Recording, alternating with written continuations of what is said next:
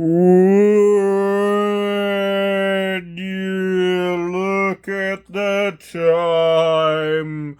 It is time for another video. Good day to you, my fellow adventurers, throughout time and space. It is I, the Cowardly Time Lord, welcoming you to another LEGO review.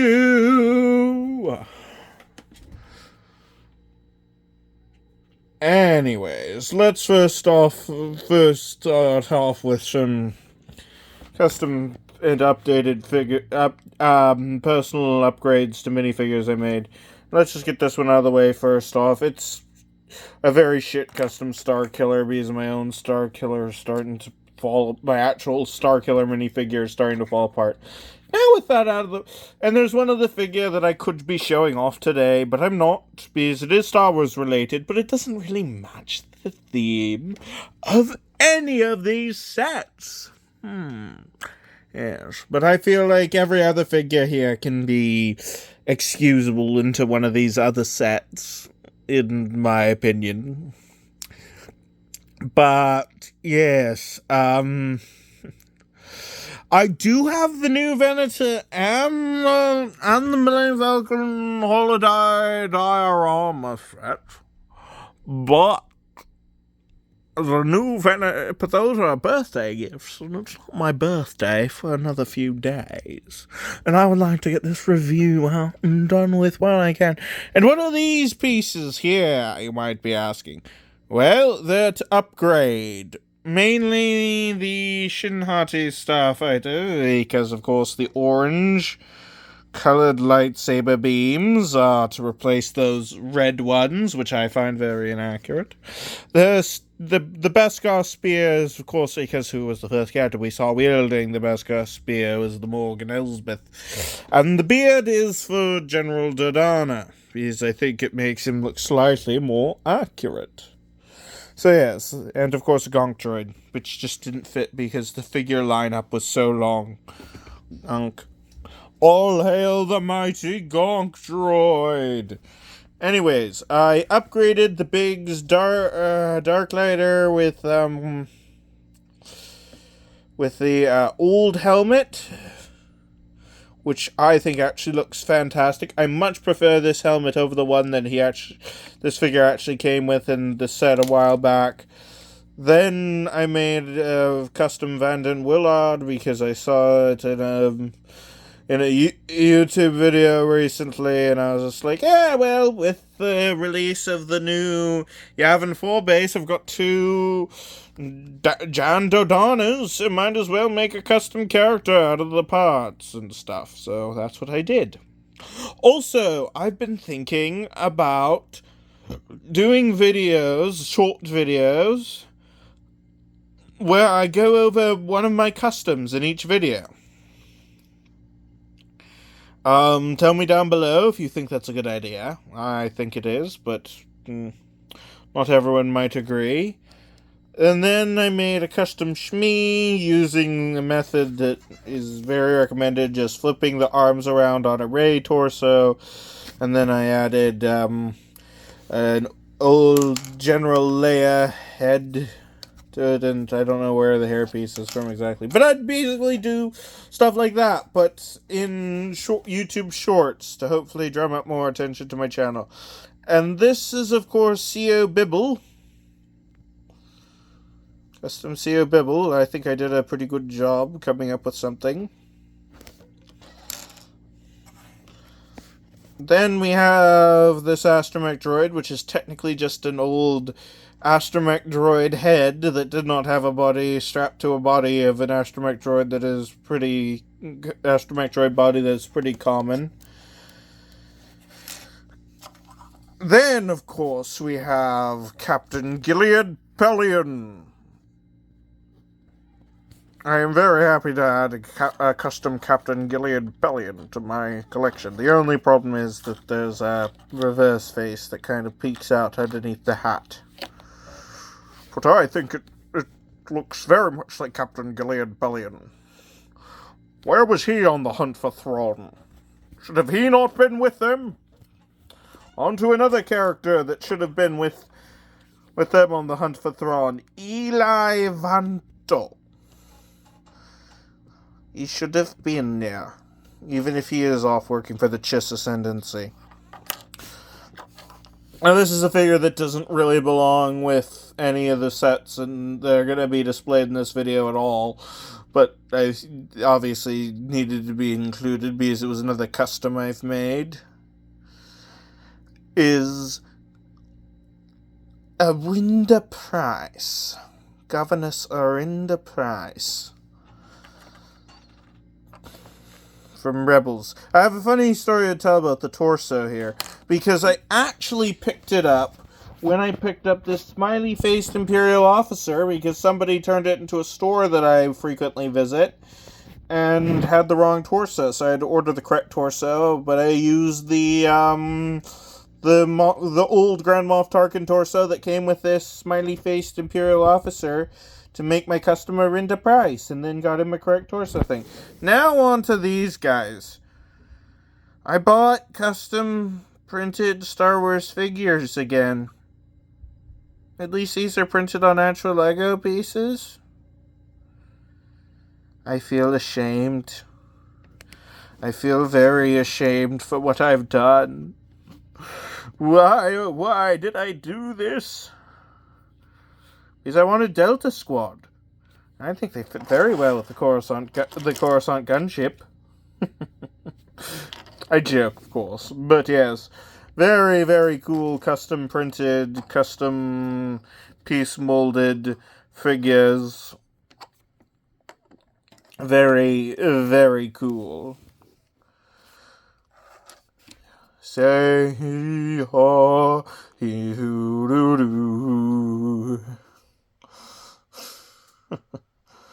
Very, very cool. And of course I added pieces to their weapons to make them look very badass. And of course gave Sev his sniper rifle style upgrade. Oh yeah, the chrome lightsaber hilt is for the Yoda from the Young Jedi Adventure sets, because all my other Yodas have chrome lightsaber hilts, and so yeah. Then, of course, I bought Tarkin, because I'm not buying the other version of the Death Star. I'm just not. So I decided to just buy more Imperial officers, because my Imperial army is not big enough. So, Imperial, I already went over the smiley-faced Imperial officer.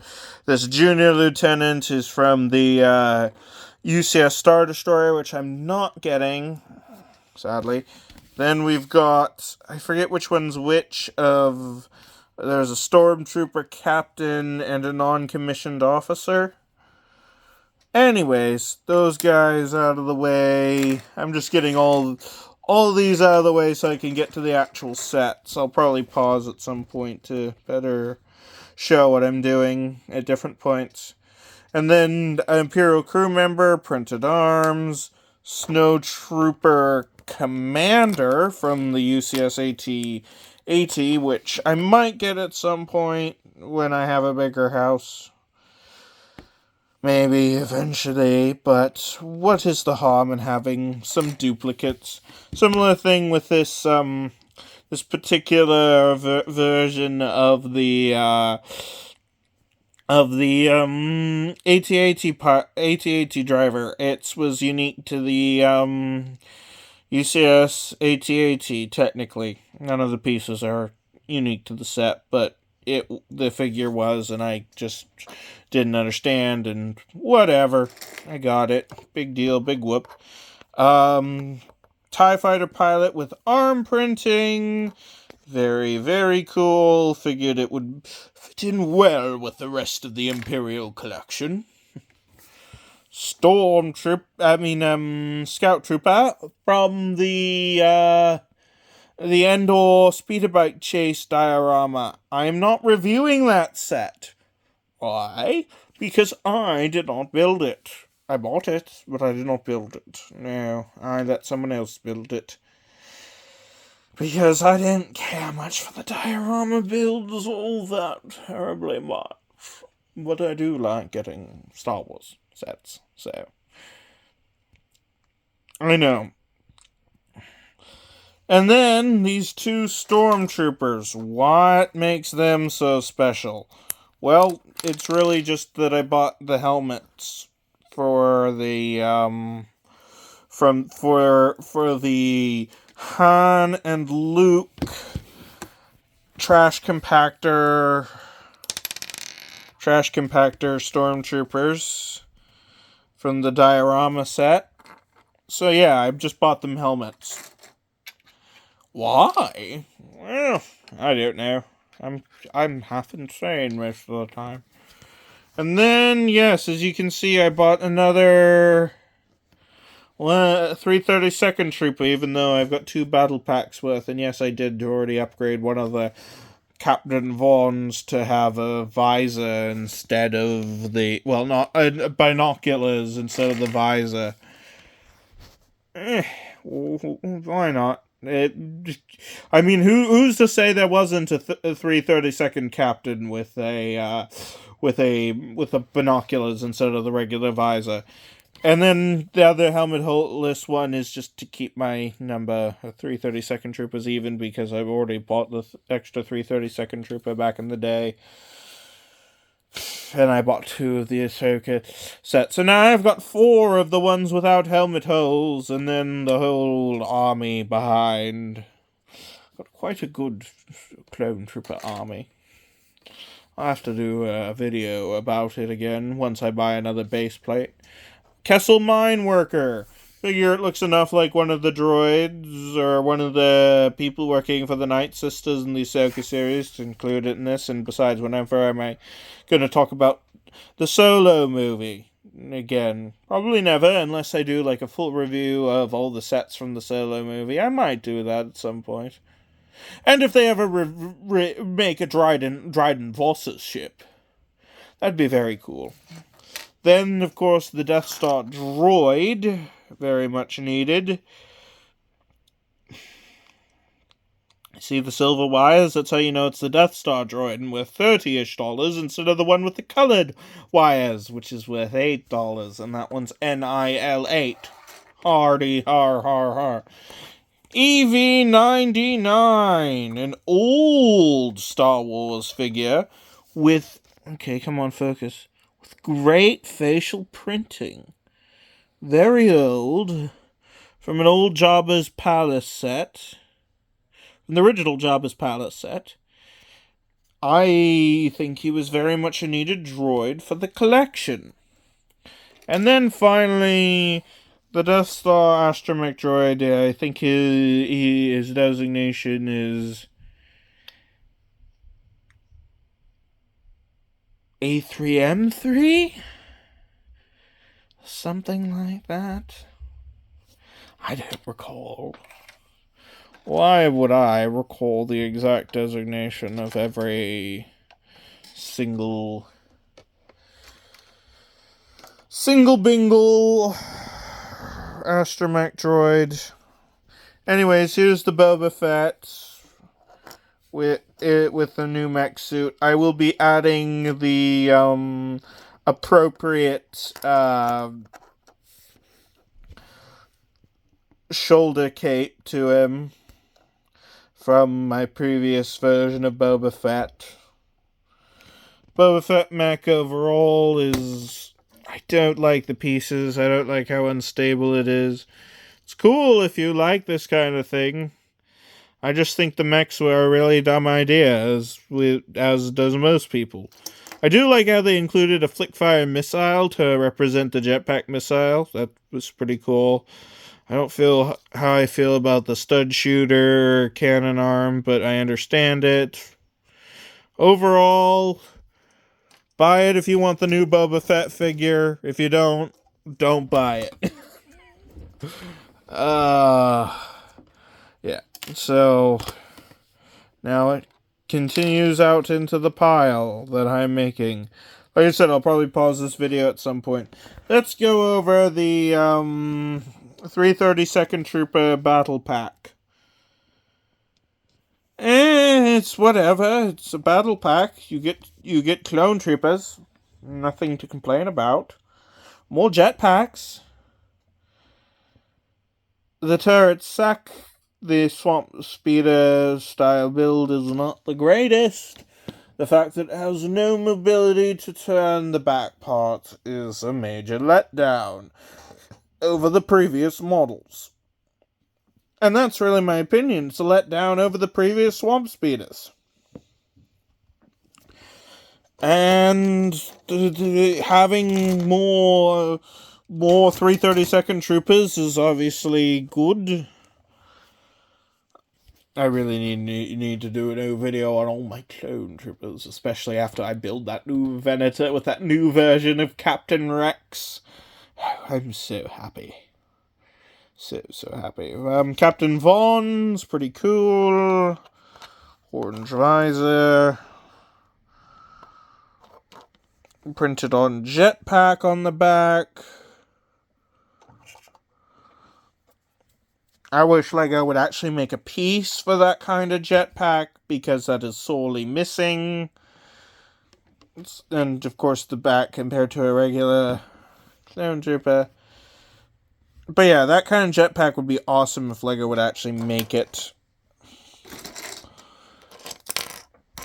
Let's talk about the Droid Tri-Fighter. Another old set brought into my collection. Oh, there's 2 old sets brought into my collection in this haul of sets. So yeah, standard security droid as always. A regular old battle droid. Chancellor Palpatine in cuffs being taken to the invisible hand. Not necessarily the smartest move Palpatine ever made. And then, of course, the Buzz Droid. I'm very happy to have another Buzz Droid in my collection. Very good. Separatists will be happy. The Tri-Droid build itself. Very good. Stud shooter, kind of. Not stud shooter, but,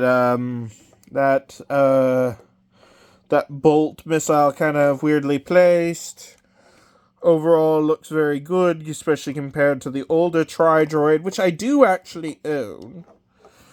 One day, when I get a proper LEGO room, I'll do proper reviewing all my sets and showing off comparisons between ones that I have a newer and older version of.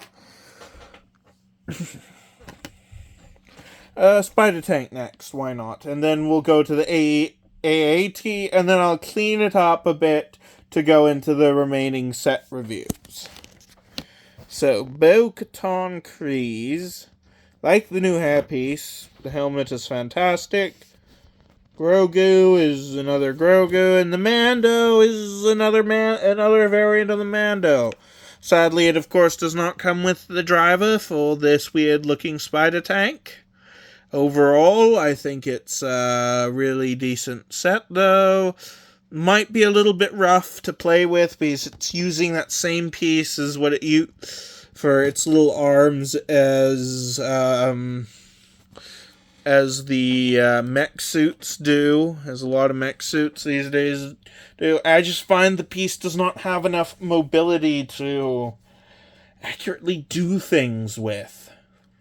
I understand the piece, and I think it's a great piece, but I don't think it does what it is supposed to do.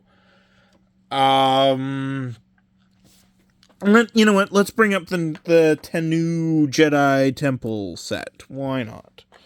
With Yoda and 2 other characters whose name I do not have in my head at all, because I'm not watching the Young Jedi Adventures. It was a unique set. I had to get it. There's blue milk, a cookie on the stove, a big kyber crystal up underneath the tree, some bunk beds, a rock that you can pretend to lift up and down with the force, because it's got a clear piece underneath there, some plants, overall, and a little archway with some boxes and the training droid, and then this little speeder. Overall, not a bad set. Don't really like 4+ sets, but if Star Wars is going to continue to make them have unique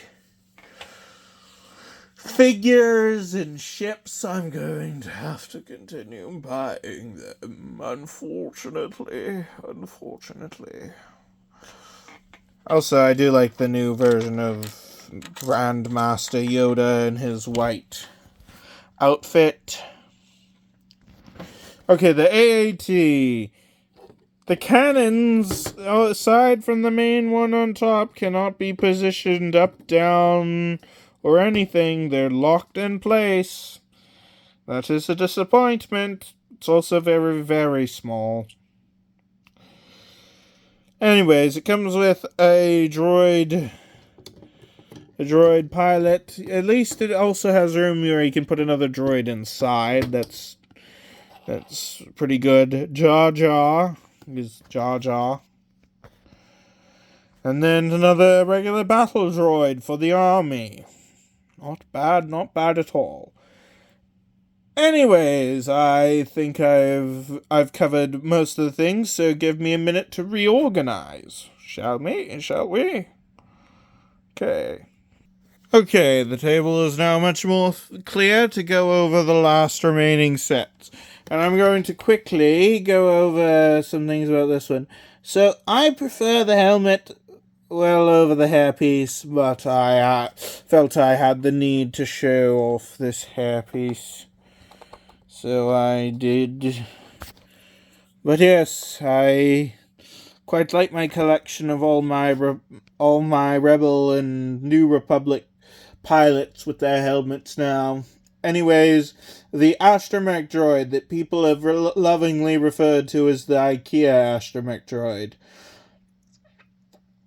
I personally would call it 1K3A.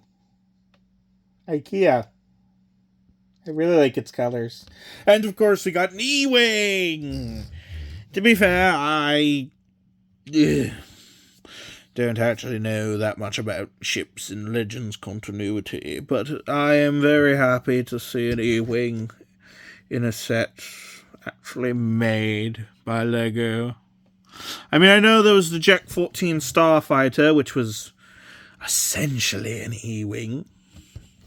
Clever buggers, those Lego designers. Making the ship they want to make without having it have to be the ship they want to make. But now there's an official Lego E-Wing. Very, very cool. Very, very cool. I am always happy to have sets to build, and this one was a very cool one to build. Of course, the other half of the set, the Shin Hati Starfighter. Of course, it's now sad because, of course, well, it was sad right from the get-go because of the sad passing of Rey, who portrayed the character of Baylan Skoll. His passing, of course, is hard. But, yes, now that we see the characters how Lego officially had them, let me pause real quick and I'll switch out some parts to make them look better. Yes. There we are. Now Baylan Skoll has a cape. A lovely flowing cape, and they now have their orange lightsabers, and Morgan Elsbeth has the Beskar spear. I would have given her something that looks kind of like the sword she wields at one point in the Ahsoka show, which I just watched the finale of. It was good. It was really good. Anyways, I thoroughly enjoyed the Ahsoka show. Good Star Wars stuff after everything we've been getting. Anyways, yes. Shin Hati Starfighter has a little opening area there. Oops, that wasn't supposed to come off like that. Anyways, very, very cool.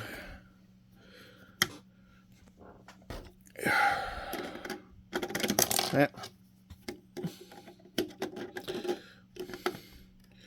Probably fit another character inside that opening. I know its purpose is to fit, like, weapons and stuff, but you could probably fit another character in there. As for the design of Shin Hati Starfighter, I like it quite a bit. Kind of feels like a reverse Naboo Starfighter somehow. Well, or similar to a Naboo Starfighter, I should say, more so. Yeah, overall, I think it's another great set that I'm very happy to have in my collection. The question is, where am I putting Shin, Hati, Balin, Skoll, and Morgan Elsbeth in my character sorting roster? I guess they would fit most accurately within the realm of others, which is where the mostly bounty hunters and stuff goes. Yes. That's all I really feel the need to say about that. Also, I should probably do a video about astromech droids soon, since I believe I now have them all. Let's go on to the Coruscant Guard Gunship. Republic Gunship. Yes. So, of course, it comes with Commander Fox. Looking cool. Even if he did kill Fives, I'm happy to have a Phase 2 Commander Fox now within my legions. 2 more shock troopers to add to my overall clone army. The Padme in this set is finally a Padme done right. Looks good all around. Very much an upgrade on pretty much all the other versions of Padme we've ever had. And then, of course, Chancellor Palpatine. As much as I don't like the dress piece overall on most figures, I think it is wonderful here, and it looks nice. As for the gunship itself, it has quite a few flaws. The doors barely open. It's not exactly easiest to get the figures up in the pilot thing, and of course it doesn't come with any pilots. And then the bubble turrets. They're not bubbles. You can't fit a clone trooper inside. This is a failure. Overall, I think, though, it's pretty good set. As always, I think most of these, I think LEGO does a really good job on almost every set they do. I mean, I do have my problems, and I'm not going to completely ignore that just because I'm a LEGO collector of a great many years and appreciate almost every set of Star Wars I get, and a select few other themes. And yes, I was at Legoland and stuff, and the reason why the Ahsoka Tano's Jedi shuttle is damaged box is because of the fact that I bought it while I was in California, when I went to Legoland and Disneyland. I actually used my Lego points in America to get that set absolutely free, which I thought was smart because of the difference in the Canadian dollar versus the American dollar. I think I made a steal in the difference in price as well. I thought that was genuinely clever. Anyways, aside from me making some sickeningly clever maneuvers, let's get on to the Yavin 4 base. A long awaited LEGO set. Comes with another astromech droid. What was this? BDHD something Bablabadoo? I don't know. Also, let's pause real quick, and I will put the beard on my Jan Dodonna figure. I think that actually makes the Jan Dodonna figure look way better with this beard. I don't know if everyone agrees with me, but that's an upgrade I'm making to my General Dodonna figure. Then we have a Rebel scout that goes way up in the basket up there. That was such a dangerous scene that the guy who actually did it in real life was George Lucas make sure they had nobody to go home to because there was no guarantee of surviving going up in that bucket. And then there's, of course, the question, even in universe, of how do they get down from there? Anyways, he's got a cool little binocular thing using a piece I've never actually seen before. A weird binocular one, which is attached to the old binocular piece. A spear, which I'll switch out for a blaster at some point. Probably leave the binoculars and the spear attached somewhere on the set. Just because. Then we've got a Rebel technician figure. Overall, I think it looks pretty good. This little Rebel cart. Come on. There we are. Which can store figures or weapons or whatever in there. And then the driver sits on this end. Not a bad little vehicle. Of course, we got to see a 3PO with all this fancy printing. Fortunately, it's not quite as advanced as the printing on the C-3PO from the UCS Luke's Landspeeder. And then we've got Red and Gold Leader. Very cool to have these Rebel pilots added to the army. They'll make a fine addition to my collection. Chewbacca. Another Chewbacca. Very cool. R2-D2 with back printing again. So those of you who missed out on getting R2-D2 with back printing from other sets could pick this one up to get the R2-D2 with back printing on the torso. Why did they not include back printing on this other astromech then, since they clearly have the printing? Who knows? Celebration Luke Skywalker. With updated form and the fact that you can actually take and remove the metal. Very, very cool. Very much needed.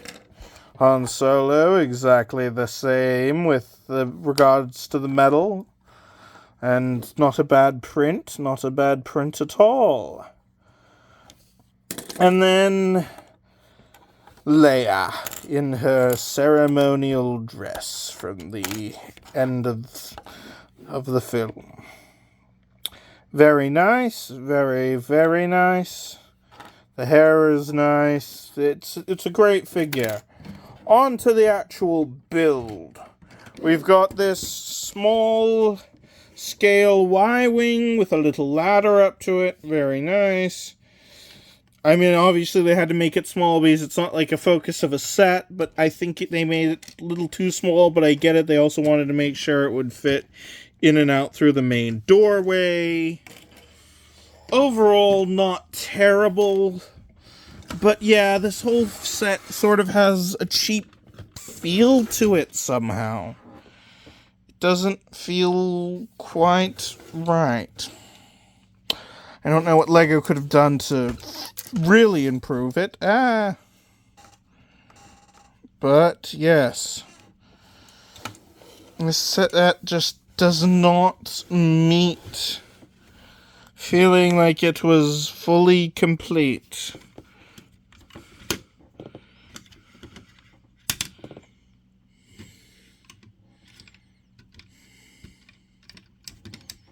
So yes, you just turn it that way to lower it.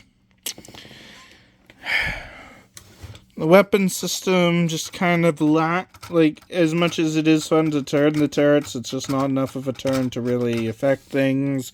And it completely takes up a whole room. The ceremonial platform is good. This little radar dish up top feels weird, as it's not actually connected, and it was very hard to get in the first place, so I'm not taking it out. Table's good. It's a good set.